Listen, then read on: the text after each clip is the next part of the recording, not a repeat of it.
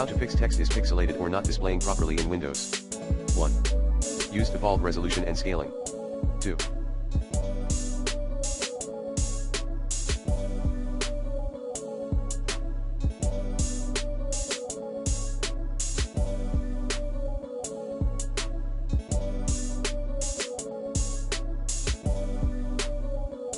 Update graphics drivers using the recommended Avast driver updater in this video guide. Plan B, uninstall then reinstall the latest version of graphics drivers. 3.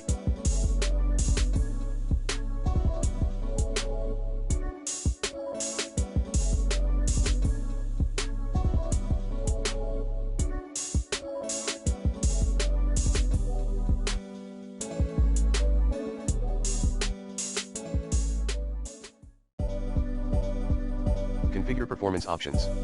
4.